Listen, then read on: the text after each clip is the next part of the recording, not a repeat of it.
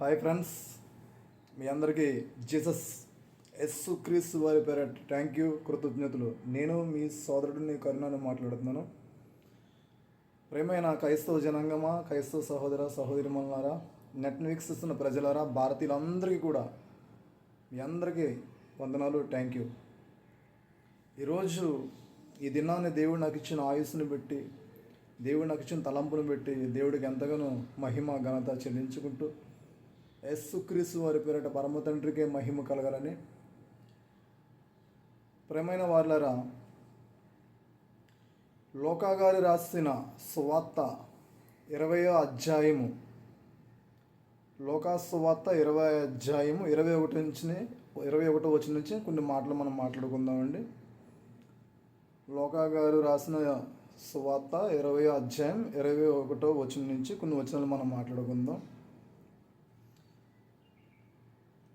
వారు వచ్చి, బోధకుడా, నీవు న్యాయముగా మాట్లాడుచుండును బోధించుచున్నావు. నీవెవనియందును మొహమాటము లేక సత్యముగానే దేవుని మార్గమును బోధించుచున్నావని ఎరుగుదుము.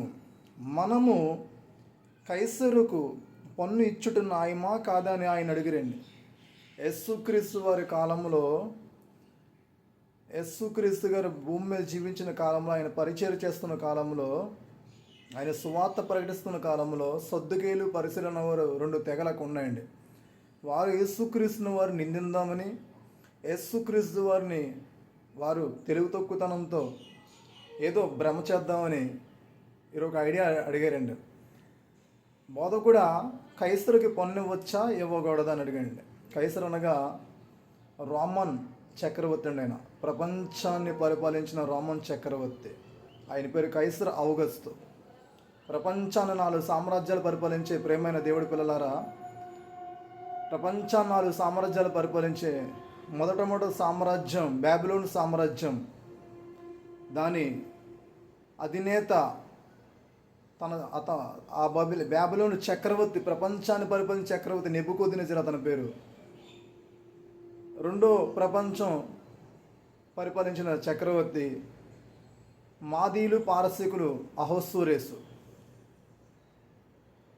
మూడో ప్రపంచ చక్రవర్తి గ్రీక్ సామ్రాజ్య నాయకుడు, మీకు అందరికీ తెలుసు, అలెగ్జాండర్ ది గ్రేట్ అలెగ్జాండర్.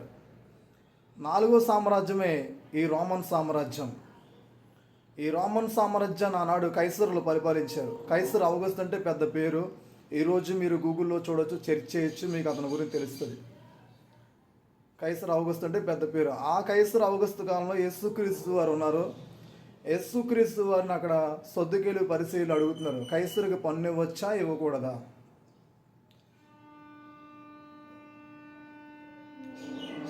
అడిగింది. ఆయన వారి కుయుత్తును గుర్తెరిగి, ఒక దేనారము నాకు చూపించుడి, దాని మీద రూపము రాతయు ఎవరు అని అడగగా, వారు కైసరు అనిరి.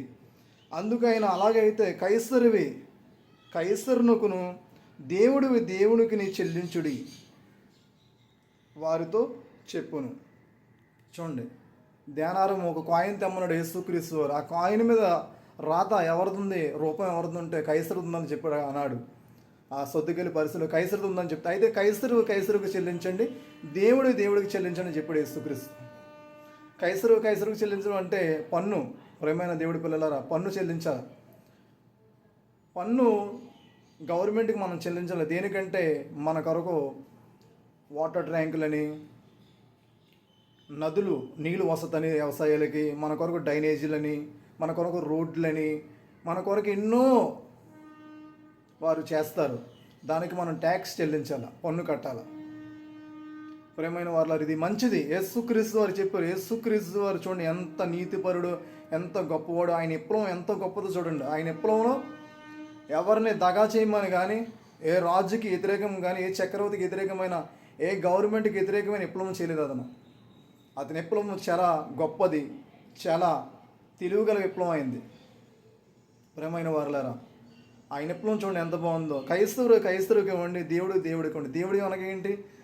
దేవుడి అనగా దేవుడికి ఏం చేయాలి మనం? ఆయన ఇచ్చిన అవయవాలతో దేవుని మహిమపరచాలి, దేవుని సంతోషపెట్టాలి. దేవుని స్తుతించాలా, గణపరచాలా. దేవుడి అవయవాలు మనం దేవుడి కొరకు వాడాలా. ఆయన ఇచ్చిన హృదయం ఆయన కొరకు వాడాలా. ఆయన ఇచ్చిన స్వరం ఆయన కొరకు వాడాలా. ప్రేమైన నెట్ని వీక్షిస్తున్న ప్రజలారా, ఈ మాటలు చాలా గొప్పవే. కైసరు ఔగుస్తు అనే ఆయన ఈరోజు మీకు గూగుల్లో కనపడతాడు. చరిత్ర చేయండి. రోమన్ చక్రవర్తి, ఆయన శిలాపతకాలు ఆ రోమన్ దేశంలో ఉన్న ఈరోజు కూడా కైసర్ ఔగుస్తు అంటే పెద్ద పేరు. ఆ కైసరు కాలంలో యేసుక్రీస్తు వారు చెప్పిన మాటలు, కైసరుకి ఇవ్వండి, దేవుడికి ఇవ్వండి. ఈరోజు చాలామంది యేసుక్రీస్తు ఎక్కడున్నారని అడుగుతున్నారు. కైసరుని అడుగుతారు మీరు ఆ మాట? చరిత్రను అడగండి, యేసుక్రీస్తు అంటే ఏంటో చెప్తారు. బైబిల్ అడిగితే క్లియర్గా చరిత్ర కంటే బైబిల్ చరిత్ర గొప్పది. ప్రేమైన వారారా, యేసుక్రీస్తు ఎంత నిజాయితీపరుడో మనం అంత నిజాయితీగా ఉండాలా. ఈ మాటలు మన వెనుకల్లో దేవుడు దీవించాలని మీ అందరికీ థ్యాంక్ యూ, కృతజ్ఞత తెలియజేసుకుంటూ అందరికీ ఆమేన్.